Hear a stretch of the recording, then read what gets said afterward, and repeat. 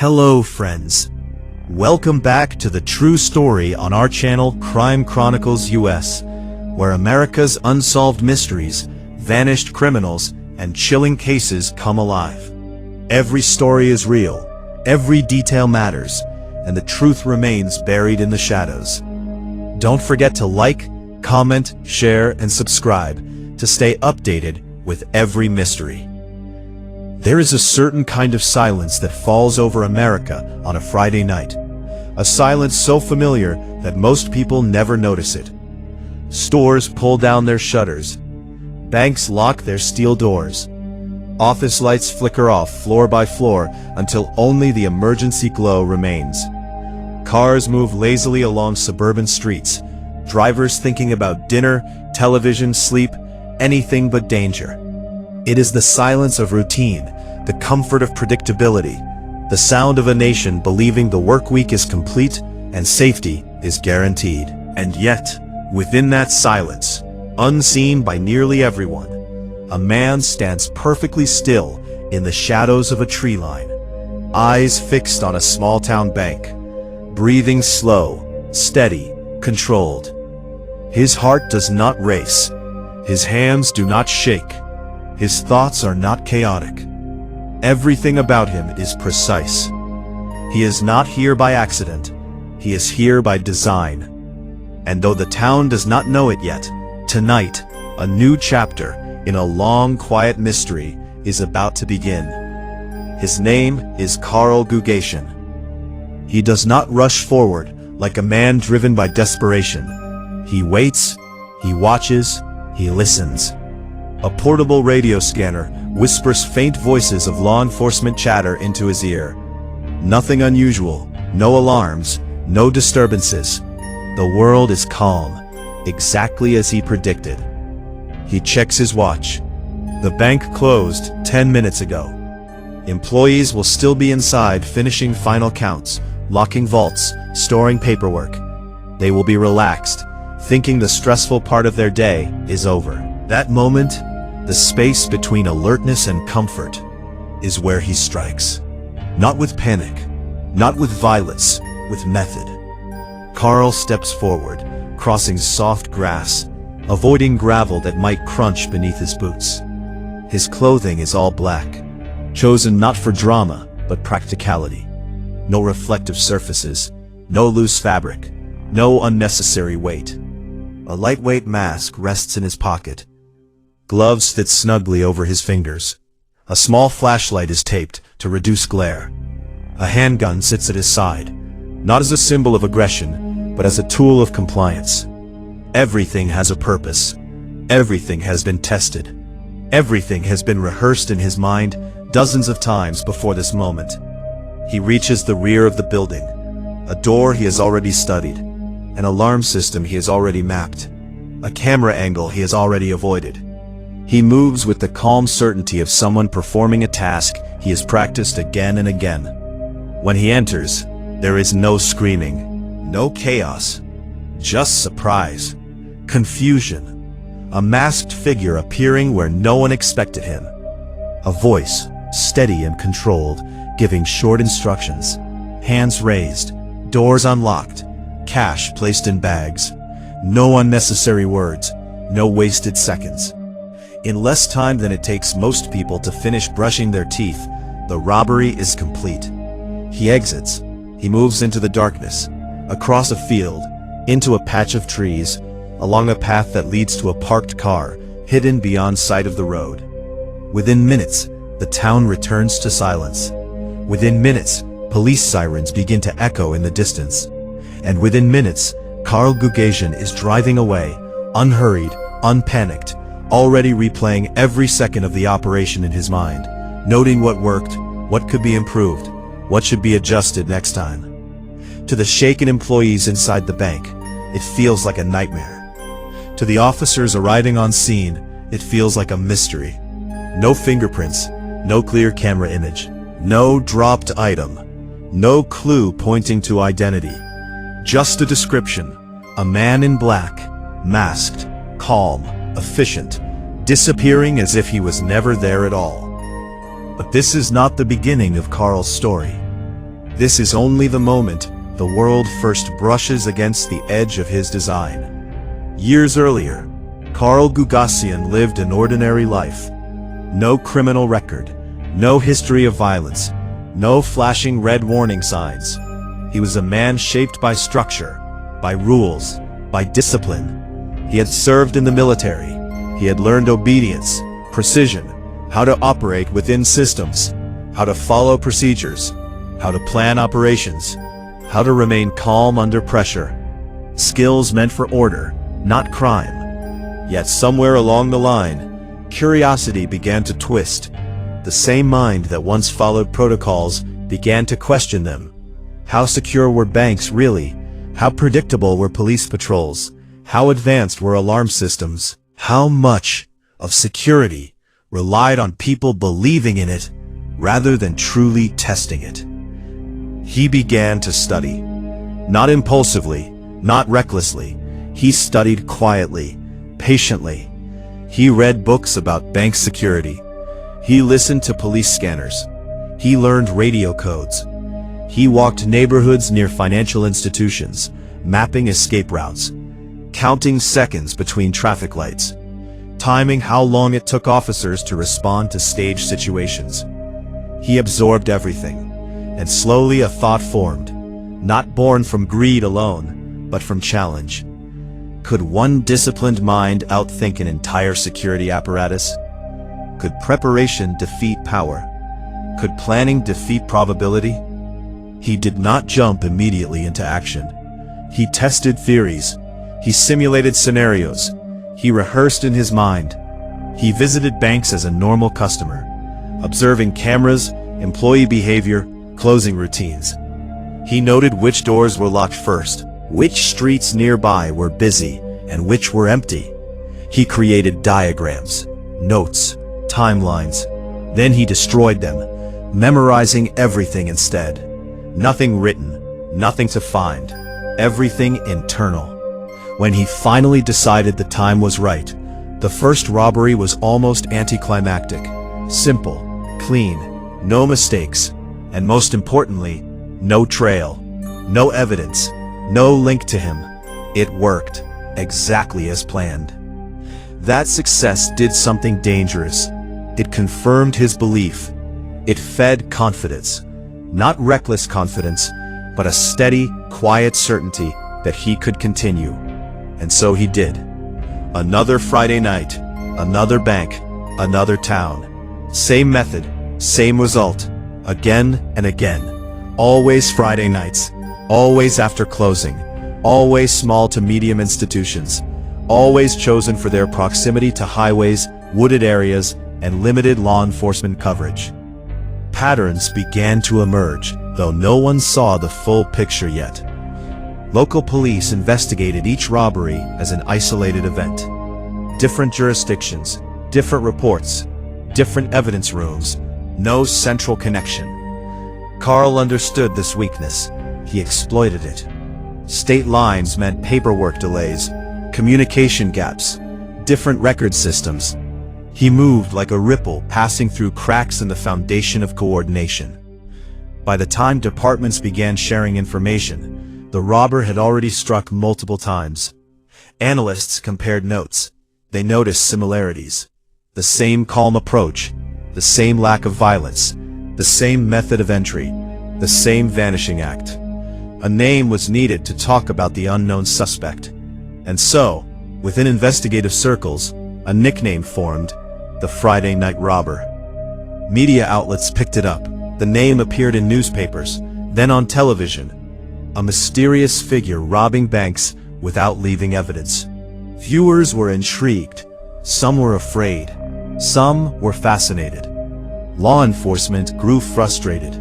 A criminal who left no trace was a nightmare. Not because of the money stolen, but because of what it suggested: that their systems were not invincible. Karl watched all of it.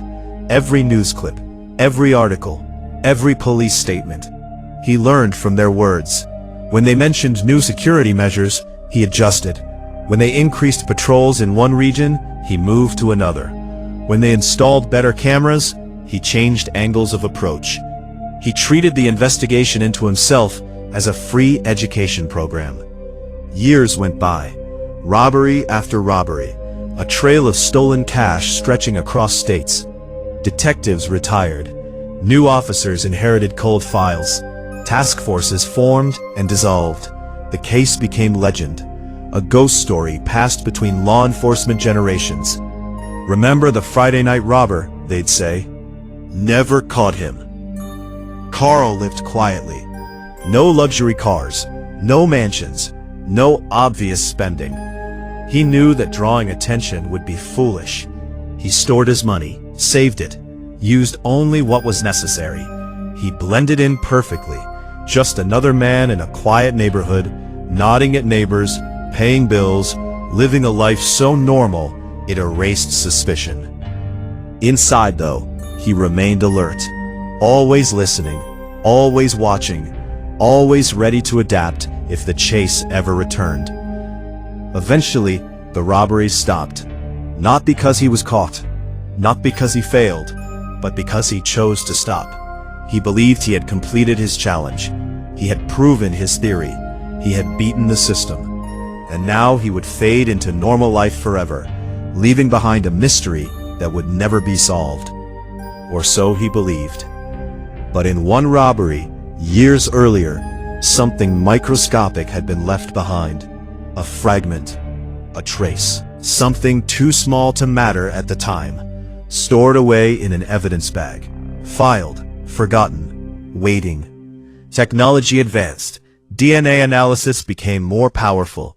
Old evidence rooms were revisited, cold cases reopened.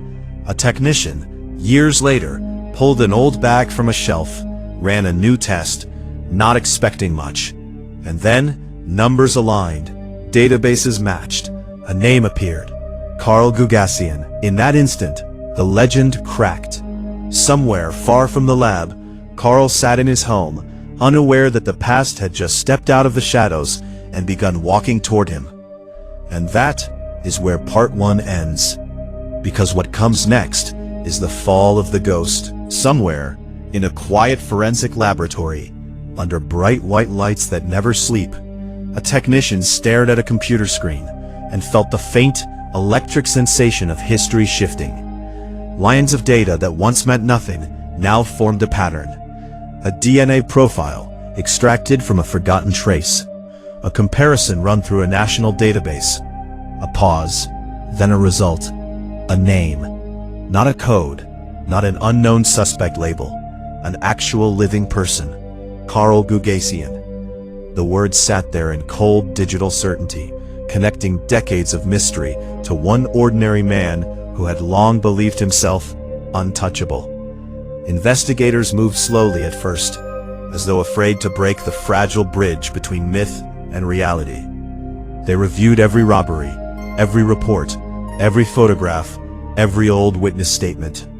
And now, with a name in hand, those scattered fragments suddenly formed a single picture.